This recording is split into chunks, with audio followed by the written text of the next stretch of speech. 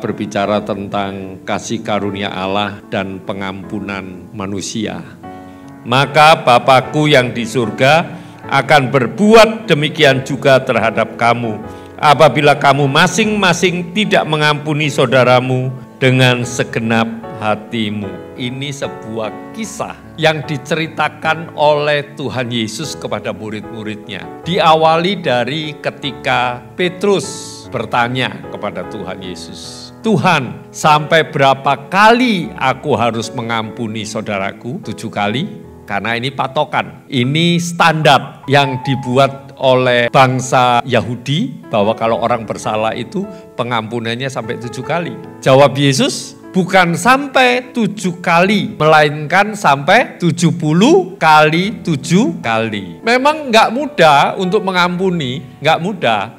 Tapi jangan diingat itu. Yang harus kita ingat, kesalahan kita, dosa kita, setiap hari di hadapan Tuhan, nggak terhitung. Kalau kita mengingat itu dan kita sudah diampuni oleh Tuhan, masa kita sesama saudara kita nggak mengampuni? Kita harus mengampuni dengan segenap hati, dengan sempurna kita mengampuni. Dengan tulus hati kita harus mengampuni. Inilah yang dikatakan 70 kali 7 kali. Memang tidak terhitung itu. Mengampuni atau tidak, itu urusan hati.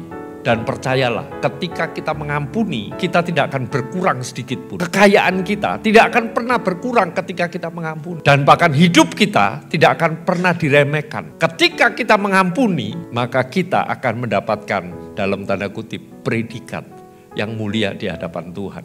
Dosa kita itu sudah dibereskan, sudah diampuni. Sehingga hubungan kita dengan Bapa itu nyambung. Karena Tuhan Yesus yang rela mati buat setiap kita. Kita ini sudah dibayar lunas. Lah kalau ada saudara kita, ada teman kita, ada sahabat kita, bahkan mungkin ada orang yang jahat sama kita, lalu kita tidak mau mengampuni, betapa jahatnya kita ini. Kasih karunia itu adalah belas kasihan Allah, memberikan pengampunan kepada kita yang seharusnya kita ini tidak layak untuk menerimanya. Kasih karunia yang turun kepada kita, memberikan keselamatan dan menjadikan kita dibenarkan. Jadi kita diselamatkan. Dimulai dari kita percaya kepada Tuhan Yesus, itu bukan karena orang tua kita. Bukan karena pasangan hidup kita yang mengajak kita ke gereja, enggak. Itu kasih karunia. Tapi karena Tuhan Yesus mengasihi kita, kita dipertemukan dengan Dia. Lalu kita dipersatukan. Berita Injil, Efesus 2 ayat 8 dan 9. Sebab karena kasih karunia, kamu diselamatkan oleh iman. Itu bukan hasil usahamu, tetapi pemberian Allah. Itu bukan hasil pekerjaanmu. Jangan ada orang yang memegahkan diri. Kita mendapatkan iman,